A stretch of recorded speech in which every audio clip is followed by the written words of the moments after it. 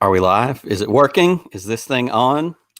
Grace, peace, and welcome to Podcast of the Wills, a podcast that treats Star Wars like a sacred text. I am Nick Milkey, and I am flying solo this evening. I am trying something new. We have been talking, Steve and I, for a while now about the next steps of our podcast, the next things we want to try and do with this podcast. And one of the directions we really want to go is with some live shows, maybe all live shows. I have to definitely throw a shout out to my friends at the Beyond the Blast Doors Network for the inspiration. They have gone to a 5-night-a-week live show format. If you're not familiar with that, I encourage you to check them out. They're fantastic. There's something every night of the week for whatever Star Wars interest you might have. And they definitely gave me some inspiration, and watching what they're doing gives me the desire to help our show be better and learn from what they're doing.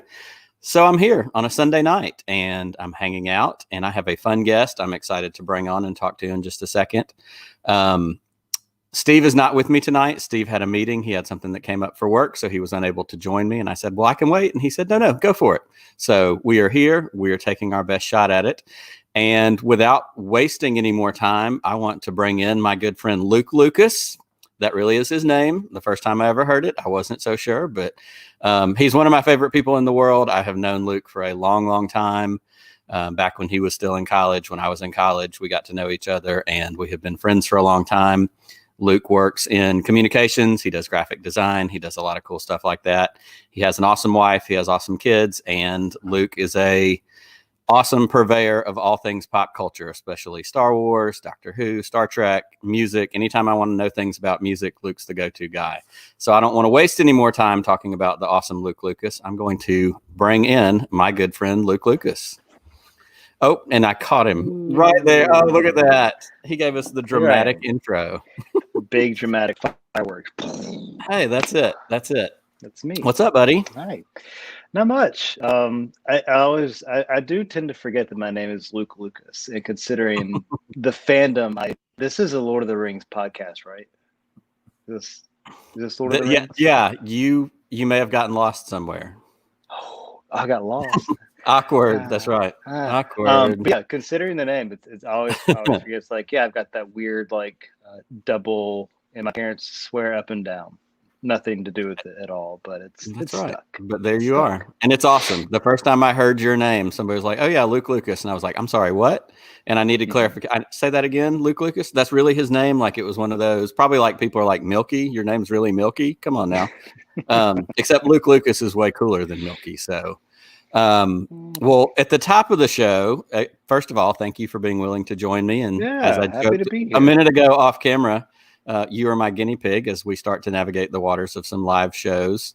And when we spoke on the phone earlier this afternoon for our guests, Luke is in a little bit of a unique situation in that he is currently working through a positive COVID test. Yay! So, without a lot of extra things to do, quarantined inside his own home away from his wife and lovely children, I said, hey, why don't you come hang out with me virtually and talk Star Wars tonight? So we're glad that you're feeling well. We're glad that it doesn't seem to be anything too serious. But I also know that you're going to be ready for this time to be over and get back out into navigating the house and the rest of the world. Yes, the house would be a good start. Absolutely would be a good start. Oh, I see we've also got some friends in our live chat right now. And I'm going to shout out to our friends Framey. Frank and Amy actually live up in Huntsville. And I met them through the Beyond the Blast Doors network, and they actually asked in the live chat, what is Luke's middle name? So I know this, and I don't know if I'm allowed to share this, but my good friend Luke is Henry Franklin Lucas. And that's an awesome name. And I know your dad, the third, that's right, Henry Franklin Lucas the third. But Luke Lucas is just as cool a name. And so thanks to Framey for being here. I see Mr. Rez. I see Matthew joining us in the chat. Thank y'all so much for being here, for hanging out. I hope you will enjoy this tonight. What I would like to do to start out is just for you, give me kind of a quick rundown of your origins with Star Wars. How did you, was it something, I know your dad's kind of a sci-fi guy. How did you get connected up to Star Wars? That's basically where it came from. It was a direct line from him. And it was just a thing that always existed in our house. My dad typically does much more hard sci-fi. Our shelves, the bookshelves in my parents' house, are just lined with essentially just forests worth um, of books that are hard sci. I mean, we're talking like Dune is probably the easiest, like in his library, like as far as hard sci-fi, and it just gets crazier from there. Um, so obviously that interest kind of came down to me. He knew that Star Wars was going to be a thing, and to introduce his children to, and it has always been a presence in our house, and it was, you know, we've had I don't have it here, but like I have an old original VHS original trilogy that is despecialized, for lack of anything else to say about it. It is completely original, that we've held on to for ages and ages and ages. And as so well you it's should. just And if been you there ever get rid of always. it, you need to call me. Nope, not going anywhere. That's right. And I've managed to get that into my kids. I've managed to get my wife involved. It wasn't too hard, but as we'll talk about later, I've really been able to kind of reel and rope her into some of the, maybe, I mean, you could say it's not not quite as mainstream as the movies or as Mandalorian. Right. You know, Clone Wars, Rebels. We'll talk about that later. And it's just it's a really and that's where we are. Like it is imbued. It's I mean, call it destiny, call it whatever. My name is Lucas. It just worked out like that. It was meant to be. Well, and I love what you said, and this is kind of the answer that I have given in the times that I've been asked that question as well. I was born in 1978, and Star Wars came out in 77. So there has always been Star Wars as long as I've been alive in some form or fashion. I was, Empire was right after I was born, but I was old enough to remember Jedi. I went and saw that at the drive-in movie theater in my parents' station wagon when it came out. But there has never been a time when I haven't had Star Wars. And so for people of yours and I's age to grow up with it that way and to have it come from a parent, I think that's also something that's really special, to have that bond and that thing that you can be conversing in. And I'm sure even now with something new like Mandalorian, your dad, y'all probably talk on, did you see that? What the heck was that? What was this thing? Absolutely. My dad has done that. And we also, I've talked about this a bunch too, but my mom doesn't, she's been aware of Star Wars because she's had me her whole life, but like she's watched all of Mandalorian, and for Christmas she wanted her own Baby Yoda. And so now, like, it's another way in for somebody who wasn't as, like you said, mainstream or plugged into all of it. And I'll give a shout out to your beautiful wife, Jackie, as well.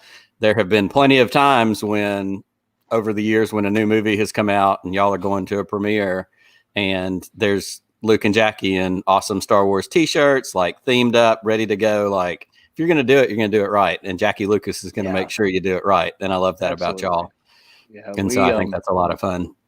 Yeah, it's been, I mean, obviously all the COVID stuff it's sucked.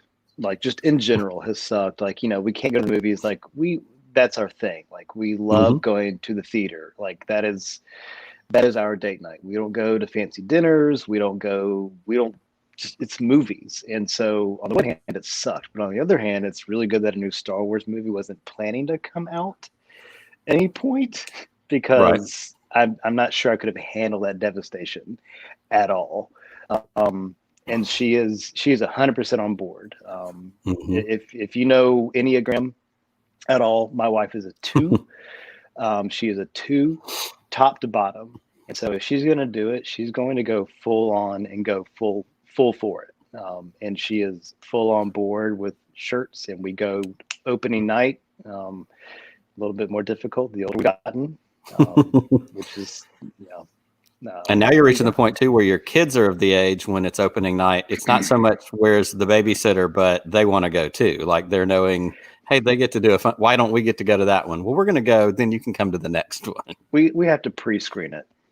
Yeah, that's right. We got to make sure everything's okay. Well, speaking of people monitoring, I'm looking at the chat, and I'm going to throw this up here also real quick. We have all the answers Mom's in the chat, so we have to watch our mouth tonight, Luke. But That's what I get for tweeting about it. Shout out to Eleanor. I'm so glad that she's checking us out to see what we're up to. Sweet Eleanor's hanging out with us as well. But I just wanted you to make sure you knew to say all the right things since Mom's watching. This is probably her way of making sure that I'm not dead from COVID yet. That's right. She's checking in. You're doing what you're supposed to. So good job. We got it. Well, I appreciate you sharing that. And like I said, we have a similar story in that way with our dads and growing up with Star Wars over a long period of time.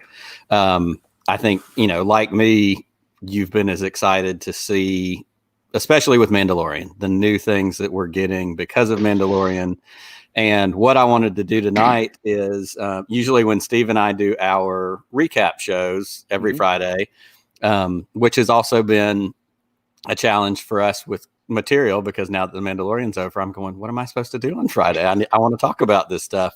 And so what we're going to do, normally we do 5 questions that he and I both answer about that week's episode. I'm going to give you our 5 questions. We're going to go through them. And what I want you to do, and it's kind of up to you for each question, how you want to phrase it. You can do it for this season or you can do it for both seasons. Just kind of take each question and, see how it hits you. Right off the bat, they're not super complicated questions. But our first question, the one we always start with is, what is your favorite part? What is your favorite part either of this season or what has been your favorite thing over these first 2 seasons of Mandalorian? You're going to notice a theme with, I think, a number of my answers tonight. And so I think there are 2 things in particular, one from each season, that have been favorites. First was when the Darksaber showed up at the end of season 1. I about jumped over the couch when Moff Gideon came out of the wreckage with the Darksaber, and Jackie's just like, "What's the big deal? What's the big deal?" And I was like, "Well, hang on, we're going to watch this whole other cartoon series now." I'm about to show you. I'm about to show you. Just give me 6 seasons, and we'll get there. And then for season 2, it was Ahsoka. Knowing that she'd been cast, that she was showing up, there was nothing that was going to top that at all for season 2. Like, that was the high point in a season full of a ton of high points. Yeah, it is. Ahsoka was definitively my high point of that was there's just Ahsoka. No, I agree with you, and I've said this a million times, and I'm not going to answer all the questions tonight because I've done that a bunch of times. I want to hear your answers, but Ahsoka for me is that character that I love so much that I never knew I would love as much as I do. Like I say all the time, Clone Wars is something that I came to late. Like I didn't watch it when it was on. I really used Clone Wars as a reference book when I was watching Rebels, and they would talk about certain things, and I'd go look up, where's that from? And then I'd end up watching like a 3 or 4 episode arc with the Darksaber or with Duchess Satine or, these other things along the way. And then eventually I've seen it all. And then with the way it wrapped up back in January or whenever it was, now I'm ready to go back and rewatch all of Clone Wars, top to bottom and, dig even deeper because I like it more. But at the beginning of it, Ahsoka annoyed me, and that young, the way that was, but especially that arc that she has and where I really grew to love her was in Rebels, because Rebels is something that I just love more than I can express sometimes. And so for her to be manifested in Mandalorian, it was an amazing gift. And so I couldn't agree with you more about how much of a favorite thing that is. Yeah. Yeah, and she was such a surprise just from start to finish, because I don't know, like you go in, and this is kind of like the blessing and the curse of Star Wars, is that you go in and you have your favorites already, regardless, and you have your archetypes that you're going to latch onto. And the funny thing with Clone Wars is that you've got Obi-Wan, where's my hand? Obi-Wan and Anakin. Both there already. Like you've got your 2 tips, you've also got Yoda, you've got all the other things that are completely familiar that should be easy. Now I'm gonna see my hands. There you go. Now we can get your hands in there.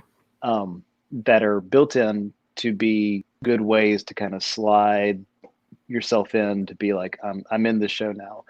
Um, and then here's this other weird alien looking lady person, teenager, that Mhm. is that just she just sneaks up on you, and she winds up becoming one of the best Star Wars characters ever created. Um, Absolutely. and as I'll reference this again a lot, probably Jackie was so on board with Ahsoka. Like the minute we Mhm. finished, no, I think in the middle of our Rebels watch, Mhm. she found some book on Amazon Prime and just like in 3 days read the whole thing. Um, I don't remember the title. I'm sorry, I Is don't. it the Ahsoka book? It's just the Ahsoka I think novel. so. Like it's like available for free on Amazon Prime Okay. library or something like that. Yeah, and Yeah. she Mhm. ripped through it, and which was just like it made me so happy because it's like, oh my god, you're not just We've doing gone this to the to make next me level. happy. You're not just That's like, right. We've gone to the next level. We're leveling up here. yeah, exactly. That's fantastic.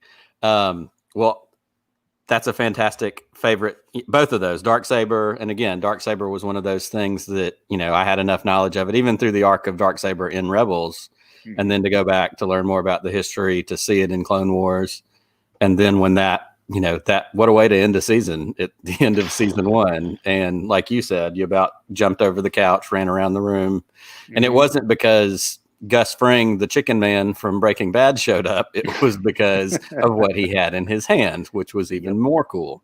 Hmm. Um, so those are excellent favorites. Well, our second question that we always go to is, to all of the sunshine, a little bit of rain may fall. What is your least favorite thing, or what is something that did not sit as well with you throughout either of the seasons or overall?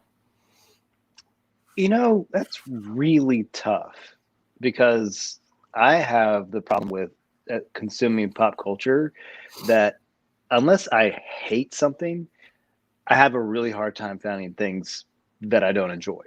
So, like, that I will nitpick something to death, but Yeah, like, yeah. I, there wasn't a whole lot that I really felt like nitpicking too much. That said, if there was one thing that I would quantify as a disappointment or maybe a missed opportunity, um, this may come off weird. I was a little disappointed at Luke Skywalker showing up at the end of season two. Ooh, tell me more. I, in the grand scheme of it all, it makes perfect sense. Like I cannot argue that. It's like, I mean, of course, he is the completely obvious choice for what's going to happen here, and the way they set it up was amazing, and it looked incredible, and all the things. But um, I I had this little small tickle in the back of my head that wondered, what if what if Ezra shows up? Hmm. Like, what if like Filoni just goes like crazy and somehow brings Kanan out?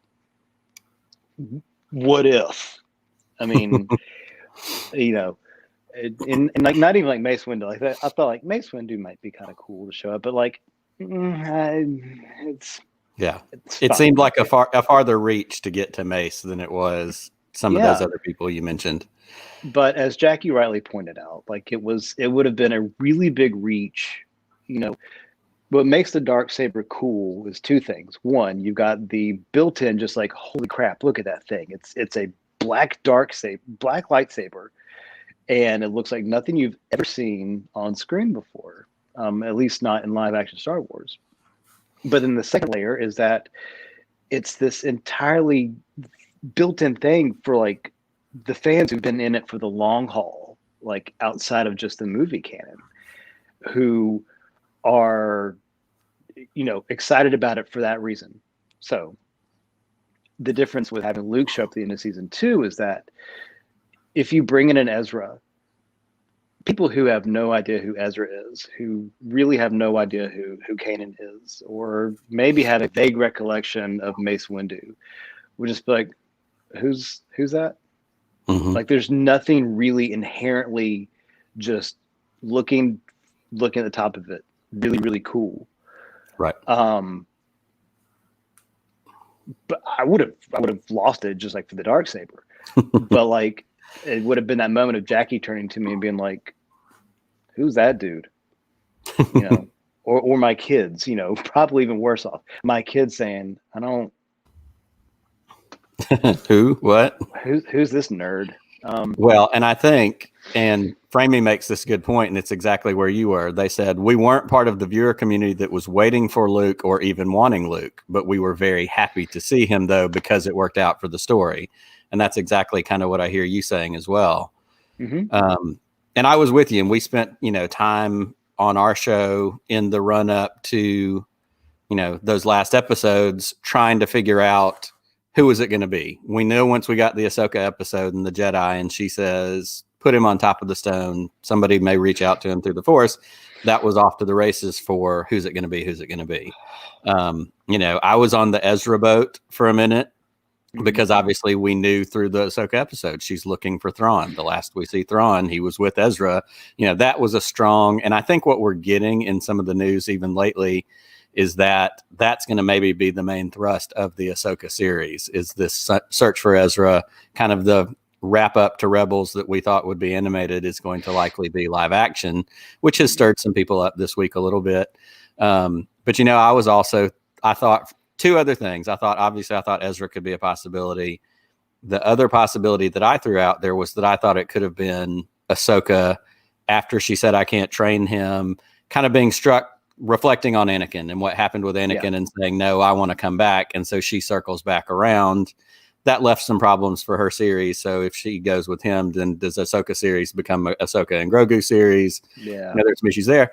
But like you, I didn't want Luke. I wasn't expecting Luke. I'm thrilled with how it turned out. I really am not upset about any of it. But it also makes the most sense. We know from the timeline what he was doing at that time is he was looking for other Jedi. He was about to start an academy. In theory, in practice, it does make the most sense that he would be the one that they came across. So, and I also wanted to circle back to what you said at the beginning about, unless something is just really, truly horrible or garbage or problematic, I'm like you. Like, I want to pop positivity into it, and I wish they didn't, the one everybody uses all the time is I wish that they had called it a holocron, not a wayfinder in Rise of Skywalker. But at the same time, am I really going to lose my beans about that? Because it doesn't matter. And your other point was good too, is the explaining part of it. Bringing in the people who aren't as deep canon as we are, that haven't spent as much time with it. And I thought the same thing. I think my nitpick for the Ahsoka episode was actually that Ahsoka just showed up. Of course, I was ecstatic and knew exactly who she was, but my dad had no idea who the Jedi girl with the white lightsabers, who that person.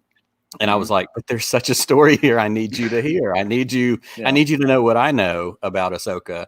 Well, and even then it's even different for her, because like she can't just show up with her two lightsabers and just the way that she is, it'd be striking on her own. You have Ezra show up and it's a dude.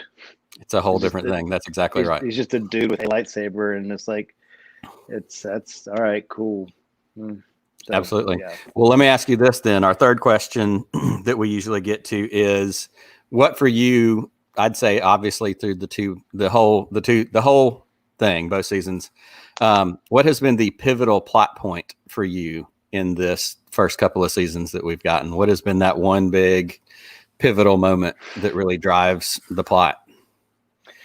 That's tough, because obviously the plot is starting to shift now, to some degree, and so you kind of have to go through two different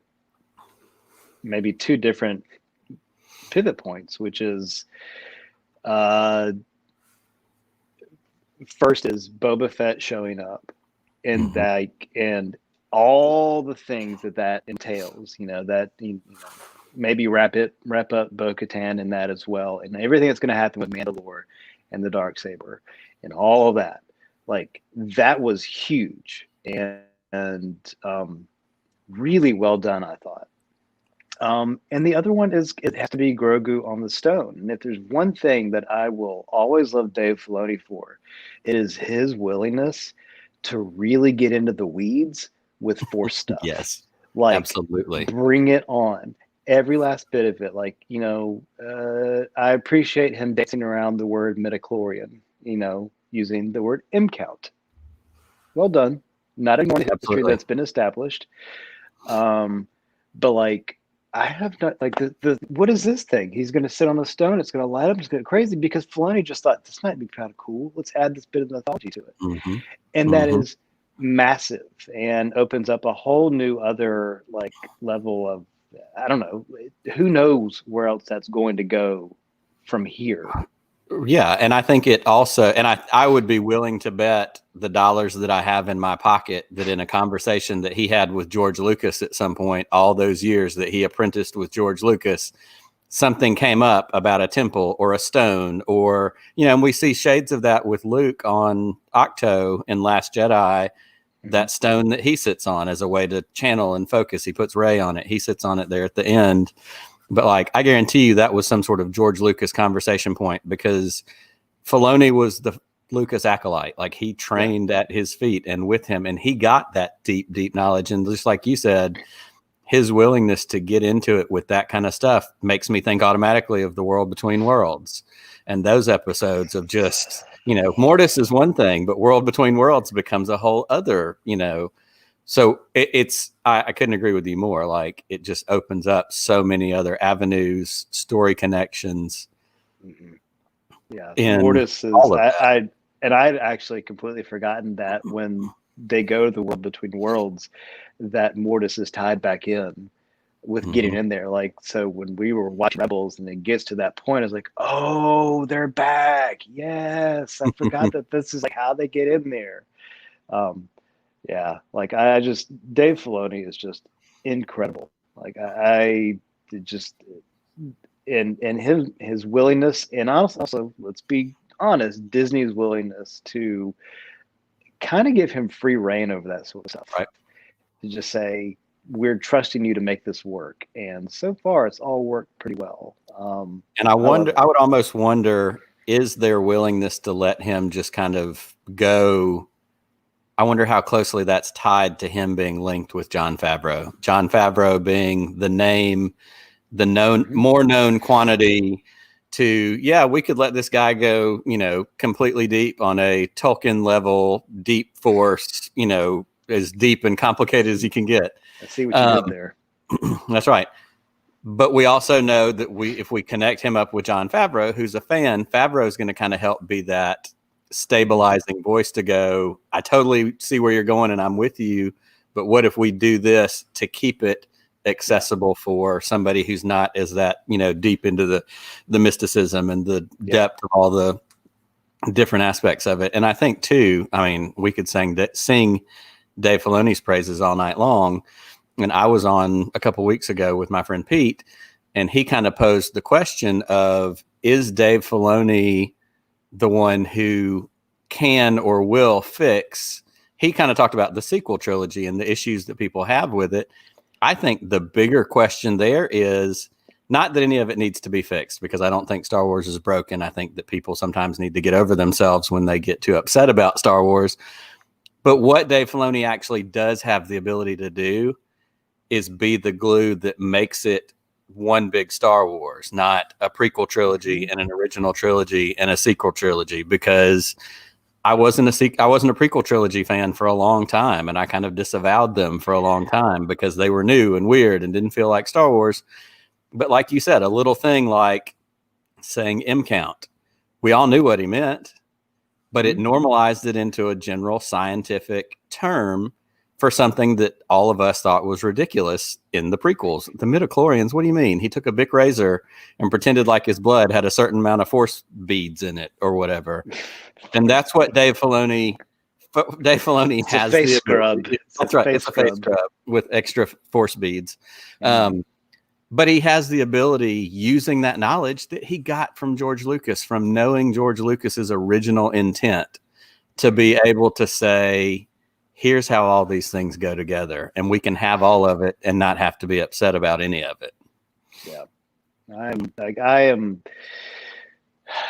as much as a number of things in Rise of Skywalker was a little weird, and like this. There's may as well just get out of the way. Like I'm an unabashed, massive fan of Last Jedi, just Yes, sir. top to bottom. Like I am. Yes, sir. I make no excuses for it. Cheers to that.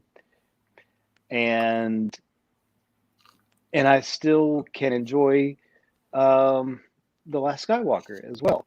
And what I would love to see if at some point, if there are stories that Filoni can like pull in between those two to somehow, because it does make me sad that so much of the fan base is seemingly fractured between those two things. And I wonder if at some point Filoni will be tasked with, can you figure out a way to fix that? Right. Like, where can you find the pieces that can tie together so that whenever we release something new, we're not 50-50 on people automatically hating it or loving it. Like everybody can just agree. Like it feels like even like 5 or 6 years ago. Is that far enough? I don't know. Everybody was excited. It didn't matter what it was. Everybody was super excited about what was coming out for like new Star Wars. And then now it's like everything that gets announced, it feels like you have to tread lightly going into articles that you want to read, because the only perspective folks want to give you is whether how awful it is or it's going to be, or how awesome it is, or how it's a bummer. And I think obviously our social media culture doesn't do us any favors when it comes to that kind of thing, but I also think too some little things along the way, and kind of along that thought that I had, or that we had talking the other week about Filoni's role, what Dave Filoni did with Luke showing up at the end of Mandalorian created a way to help some of the people that were super upset that what they got in Last Jedi was Luke meditating on a rock. He didn't do anything. And of course, like you, I love the meta aspects of Last Jedi, and him saying, oh, what am I supposed to do? Come out with a laser sword and face down the whole First Order? It doesn't work that way. And the downfall of the Jedi and all these things that he talked to Rey about. And then, of course, he does come out as that Force projection with a laser sword and faces down the First Order. Ta-da. But he did it strategically, and he did it with thought. And so there were so many people afterwards that complained, that's not my Luke Skywalker. That's not who Luke Skywalker was. A hero. He was a this, he was a that. So we get hero Luke Skywalker 30 years before, 5 years after Return of the Jedi, when we get him in Mandalorian, and he comes in there and he smokes all those Dark Troopers, and he goes down. I mean, he pulls a Vader. He does. And, I'm sure you've seen those clips that they parallel that with the fight in Rogue One. Yeah. Again, brilliant connecting points, but even having, in Mandalorian, Dave Filoni gave us some badass Luke Skywalker that we didn't get, or we thought we were entitled to in Rise of Skywalker or Last Jedi or wherever we thought we got it. And so you're like, oh yeah, that Luke did exist, but that Luke also went through some stuff. He trained and lost his nephew. It makes perfect sense why he ends up closed off, on Octo, closed off from the Force, all those kinds of things. So I think that, we see those little things that Filoni can do along the way, and especially in conjunction with Favreau, who knows how to make it work and look good and fit. That dynamic duo, let them do all of it. I'm so on board for that. Give them what they need. Give them what they need. Well, our fourth question that we always love to come to, and this one's fun, and there's so many, so this is like a pick your favorite child kind of moment. What has been your favorite Easter egg throughout the 2 seasons of Mandalorian? So this is where you can go deep cut or you don't.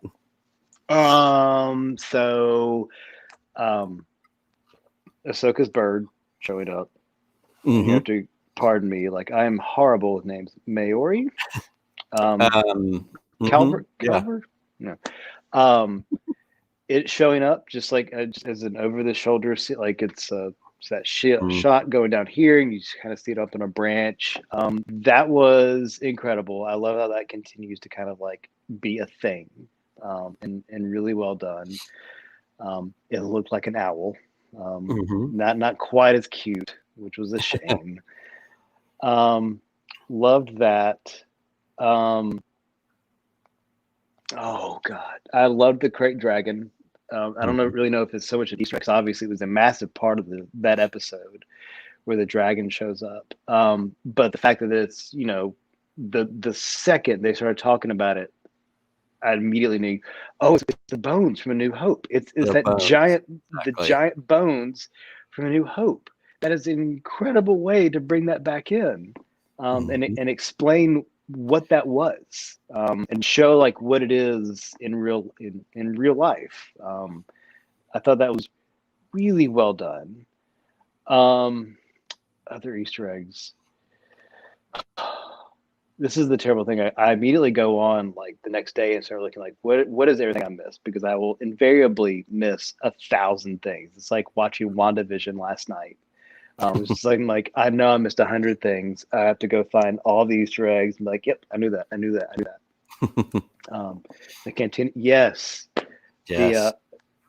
Yeah.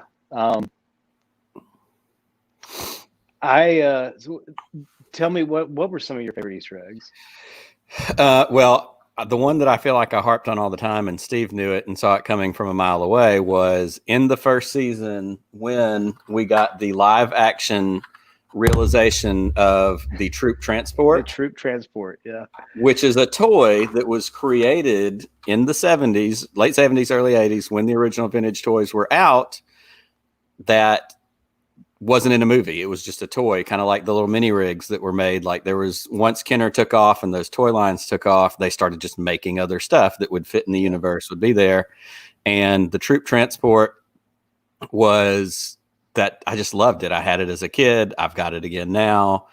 And it was just one of those weird, and then it showed up in Rebels. And so we got the troop transport in Rebels, and we're like, holy crap, there's that thing that, they turned it into something that was only a toy, had never been realized in real life. And then in the first season of Mandalorian, when they're about to have the showdown with Gideon and they're in the bar or the tavern or whatever it was, when that thing came rolling in there and skidded to a halt, it was kind of like you with the Darksaber. Like I jumped out of my chair. I was so excited to see that troop transport. And then we got it more this season with the chase and the speeder bikes and all that. So the troop transport was a big one for me. There's a million different things. I love Bubba's rocket on his back. Yes, like Bubba's rocket. Bend over. And the way he bent over at the waist, exactly, because that's how we played with it as kids. Is you bent it over at the waist, and it didn't shoot because those got pulled off the shelves. But so yeah, the Boba Fett rocket thing. I really loved the statue of IG-11 in the courtyard when they go back in season 2. And, kind of like an episode of Little House on the Prairie, the bar had been turned into a schoolhouse. Did you not catch this one? I didn't know. Right as they're walking with Grief and they're about to go into that schoolhouse, if you look to the left, there's a courtyard right there, and there's a statue of IG-11 as a homage to his sacrifice. You're going to have to go find it. It's fantastic. Yep. So that kind of stuff.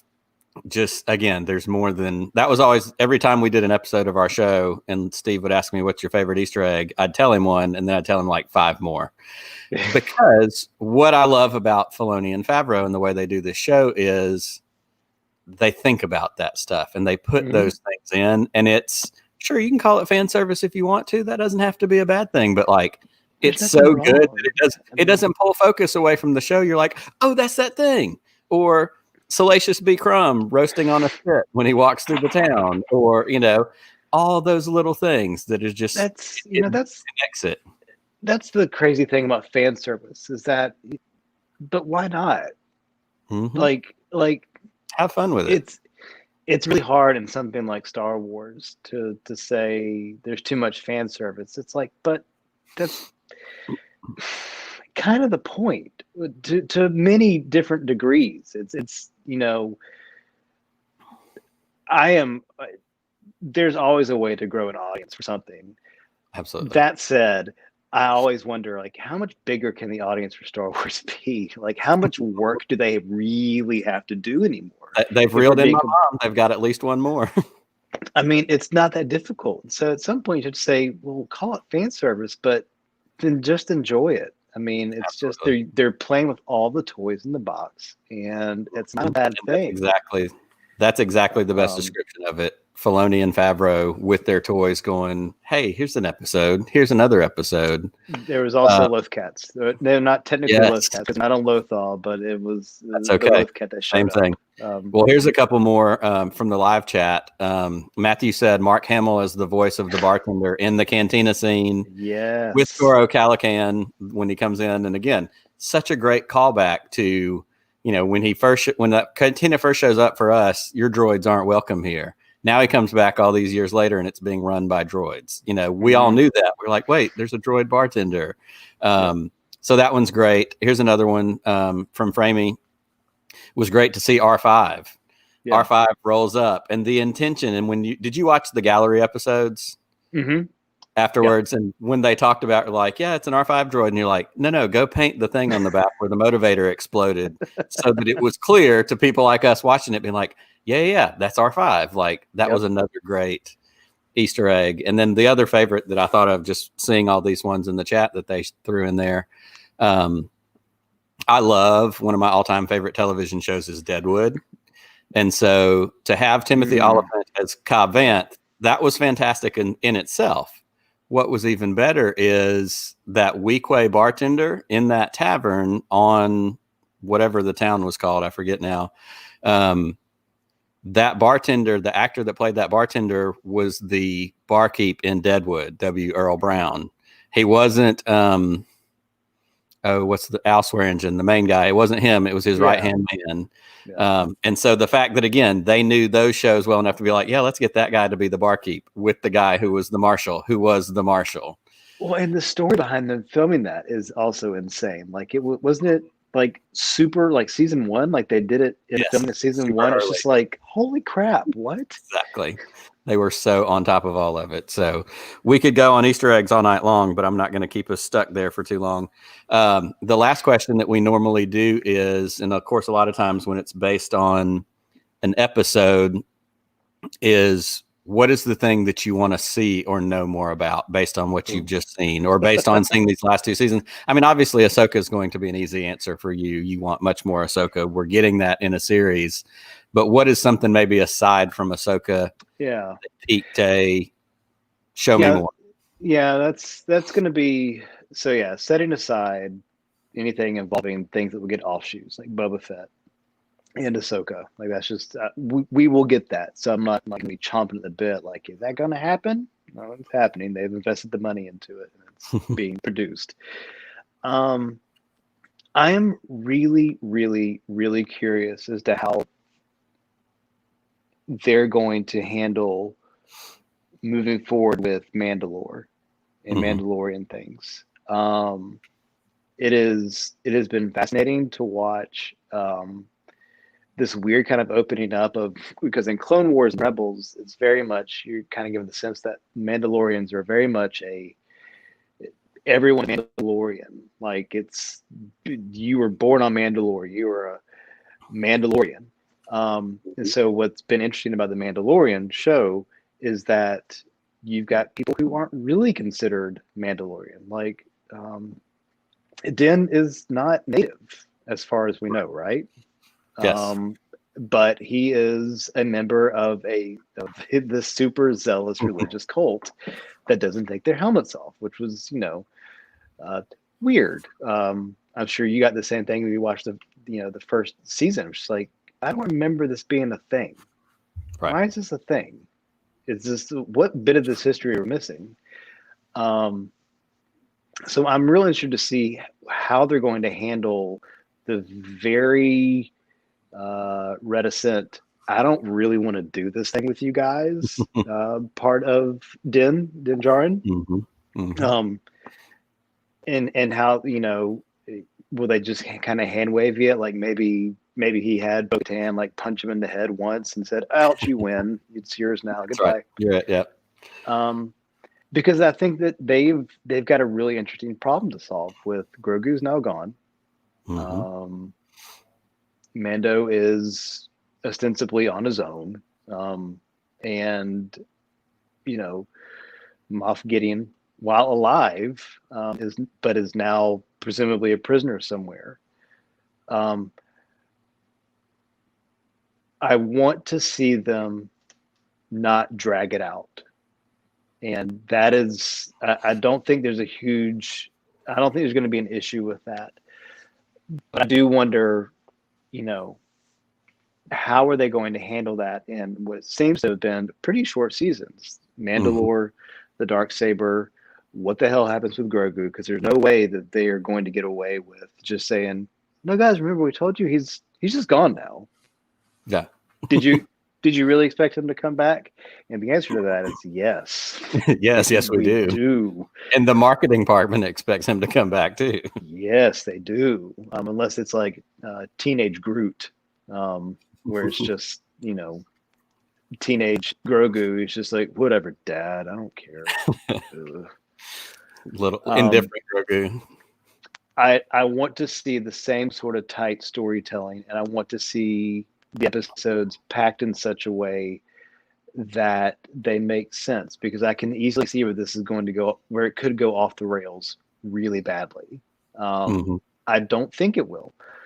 And I have faith that Filoni and Favreau will. Ooh, we can call them Double F. How about that? That's right. Double F. Will figure out the best way to make it all work together. Absolutely. Well, But and I think, yeah, go ahead. I'm fearful with American TV, and I think they've gotten better about it in general. But American TV tends to drag itself out forever and ever and ever. It's part of what made the original Office so great. When they were done, and they didn't drag it on for 9 seasons. Um, and I don't think they have that same sort of problem with the Mandalorian at Disney Plus, because I think they have a timeline, but you never know. Money can change minds, and they can say, well, maybe we do need a season 4 and a 5. And I get concerned that might happen, and I hope it Sure. doesn't. That is my biggest hope. Don't drag it out. Make it Don't work. drag it out. Don't let it be like Lost, where it goes too long. Sorry, I swore I wasn't going to bring that up, and then I did it anyhow. But your point is good. Let me get us right back on track. Your point is great, especially about Mandalore. And what we're seeing them set up is Ahsoka's great. Ahsoka's getting a series. We got Boba Fett back in the middle of this series, and now Boba Fett's going to have a run of his own stuff. And so you don't have to keep doing the interspersed episodes of plugging that in while you're trying to get to the point of the two things that you talked about, and the way Din was seemingly raised in this cult, in this, religious zealots, I think is what Bo-Katan called them. The helmet taking off thing early on, like you, when I watched Mandalorian, I was like, what do you mean he can't take his helmet off? We've watched 5 seasons of Rebels where all they do is take their helmets off, talk, put them on, fly away, take it off, talk. Yep. Like, of course he can take his helmet off. And then in one line of dialogue on that episode in the second season with Bo-Katan, she's like, oh yeah, you're one of those. And we're like, there it is. Oh, as she takes her helmet off. Yeah, as she takes her helmet off to talk, and he's like, wait, you're not a real Mandalorian. She's like, no, maybe you're not a real Mandalorian. And then the same thing with the Darksaber. Yeah. Sabine gave it to Bo in Rebels and said, you're the rightful ruler of Mandalore. And so it begs the question, is that how she lost it? Because she didn't earn it and the people knew that. She knew it was given to her. Her power didn't hold sway. We don't know. We may get that in a flashback or in some, expositional dialogue in this, because what it seems to be is that's where the next eventual season of actual Mandalorian is headed, is a retaking of Mandalore, getting back into that, and the Darksaber being kind of the driving factor in that. And I'll be real interested to see how they handle that, because the seasons 1 and 2 were all about making you care about the relationship between Din and Grogu, and now that's gone. And I think they have a very clever trick to figure out to make, because the crazy thing about Mandalorian is that they've managed to pull in a whole bunch of people who would never, ever, ever be caught dead watching a Star Wars. Here's some money. Go see a Star Wars. Go see a Star Wars. Who would never admit to enjoying Star Wars.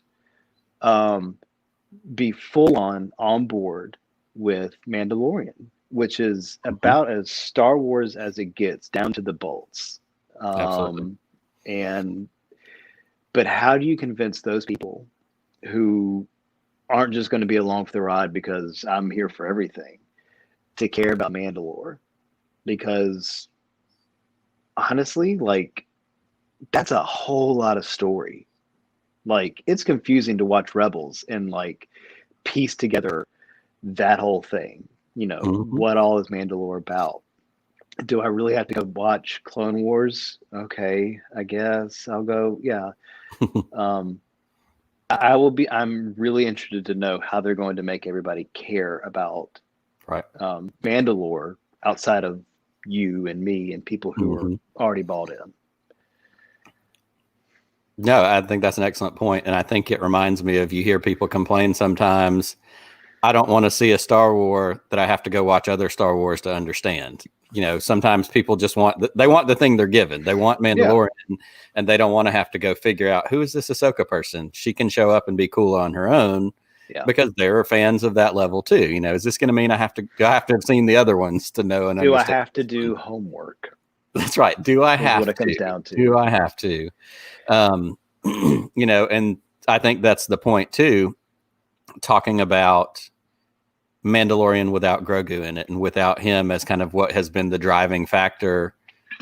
What is it? 15 of the 16 episodes that we've gotten, because there was one episode, the episode with the tank, when Space Boston Bill Burr comes back, and there was no Grogu in that episode from top to bottom. And I think on a certain level, that was a test balloon for them to find out, what's it going to be like. And that was a fantastic episode.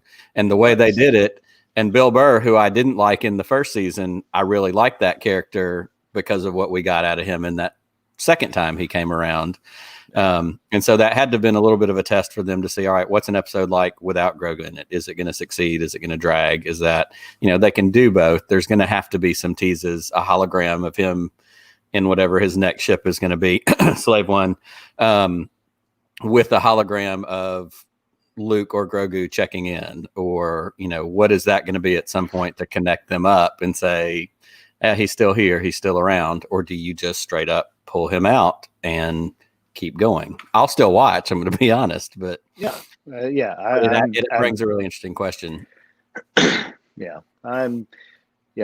I don't envy them. Like, I only to the point that like they get to be there and do what they get to do every day. But like past that point, I don't envy them having to problem solve that. That's right. Those are problems I don't want to solve. Nope. Absolutely.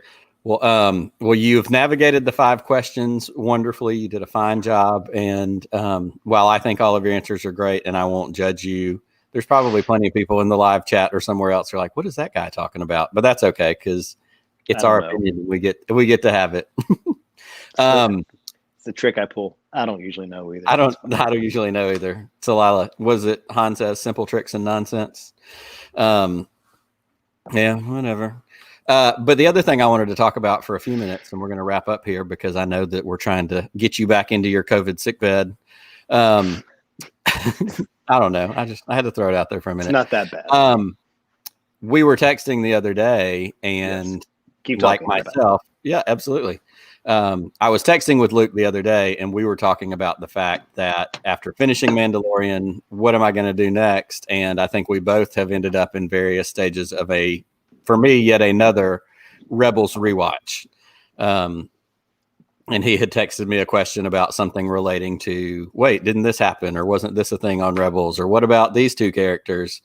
So what I wanted to do for just a few minutes, because I have said before, and this is kind of the hill that I'm willing to die on, Star Wars Rebels to me is the best of the Disney era Star Wars storytelling, hands down. I love Mandalorian. I've really enjoyed the sequel trilogy movies, but the storytelling in Rebels to me is fantastic. And it's, what my friend Pete always says, Dave Filoni's really good at giving us Star Wars things that are not about what they're titled about. Rebels is titled as a group of, Rebels, we know what Rebels are. But Star Wars Rebels is a Jedi story. It's a story about Kanan and training Ezra and this reconnection with the Force. And I truly, truly, truly love Rebels on a level that's very deep. And every time I watch it or see things in Mandalorian that call back to it, it just makes me happy. So what I wanted to do is maybe get, and we won't do all the 5 questions, but like, what are maybe 3 things as you're rewatching through Rebels that stand out as still a favorite, something else you love? Just give me some Rebels feedback for a minute. Well, we actually just finished up. We finished up right before I got my positive test, which is great because we watched it. We used the very handy. There's a guide on IO9, their website, basically the top 50 episodes of Rebels to watch. Because like, I really enjoyed Rebels, but I knew that there was a lot of stuff that was going to be kind of a bit of a slog for Jackie, who, because 50 is a lot. 50 episodes is a lot regardless. So we skipped a lot. And the funny thing is that it skips a lot in the first season. Basically, once you get to episodes where they're moving crates around. but like by the time you get to season 4, it's like maybe 2 episodes that they skip. That's it. For good reason. So I, again, calling back to my love of all things with getting into the weeds, with mysticism, with the Force and all of that. The first time we got into the world between worlds thing.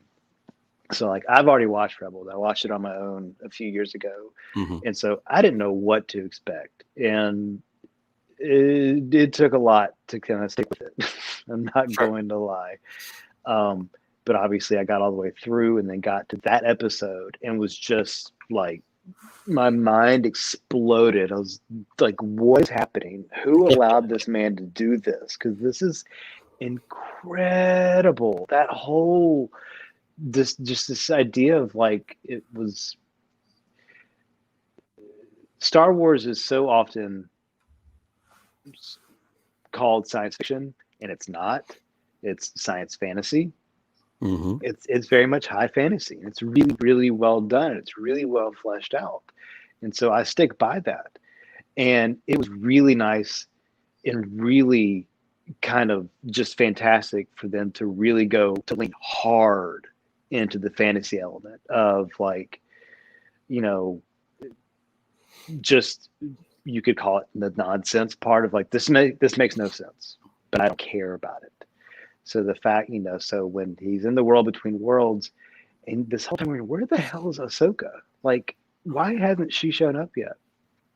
And so I know what's coming. And Jackie's seen this for the first time. And so when he walks up to the portal to get Ahsoka, I'm just like, do you know what's going to happen? Do you know what's behind the door? She's like, that was just, it was so incredible. And to know that, like, maybe, I don't know, like that's something that can be revisited later somewhere is kind of like, that's just a nice thing to have like in the back pocket. Like, I know what that is. And it's really cool. So World Between Worlds, the whole Moth Lord, the whole Maul story, and how it is finally wrapped up was so well done and so moving in a way that like a cartoon show shouldn't be, like, at all. It took a long time to have another moment like that happen in a Star Wars cartoon. Fast forward to the last season of Clone Wars, the battle between Ahsoka and Darth Maul, and holy crap! I mean, that was a movie. That was a proper so movie. Freaking good. It was so good. So the battle between Maul and Obi-Wan was a top thing to finally get closure on that. And as someone just pointed out, included with that is the next morning, and hearing Aunt Beru call out to Luke and the twin sons and everything else. Like, it's just, oh God, here come the feels. So my last moment would have to be at the very end. I don't think I had warned Jackie that there was some weird stuff coming in Rebels, mainly in regards to World Between Worlds. Like I told her, like, this is why I really enjoy the show. It gets weird, and it gets really out there with how it deals with the Force and the mysticism. What I did not, at any way, shape, or form, warn her about was what happens at the very end of Rebels when the space whales come. Because that is actually, so the episode they show up in back in season 2, season 1, that's included in that list. And I was so glad that they included it, because otherwise you'd have no reference point at all for like what is going on here. So when at the end of that episode, when like Thrawn is like about to just destroy everything, and all of a sudden, like, what are all these things? It's like, hey, are you watching? Are you watching to see what's happening? That was so much fun, and such a great callback to, yet again, building into that like weird, like, including with the Loth wolves and the Loth cats and all these other force sensitive creatures that just kind of exist out there, including giant space whale things. They can go to hyperspace. That can go into hyperspace. I loved all that. I'm sure that they're much more, all the holocron stuff was incredible. How those worked and how those got used. Anytime Ahsoka showed up is fantastic.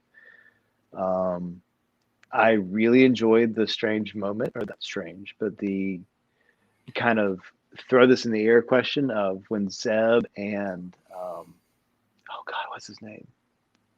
They went from Empire to Rebel. Callus. When Zeb takes Callus home to his parents. Yep. That was a really nice moment. I don't think I caught it the first time. Definitely caught it this time. That's what we were texting about earlier this week, because you texted me about Zeb and somebody else, and I was like, I was like, was it Zeb? Oh, it was maybe.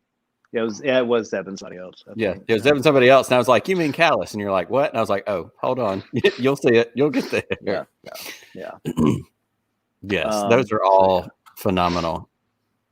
So much of it. Somebody else put up, actually I think it was Framey that put up, with the Jedi Knight episode and Kanan's sacrifice, and when he's holding back those flames, and right before he's kind of consumed and his eyes go clear again. I would just again, the power and the feels that you get from an animated TV series that is supposed to not be for 40-year-old me, but here I am. All right, so apparently my wife is also watching. She Hey, just brought up Jackie. a good point.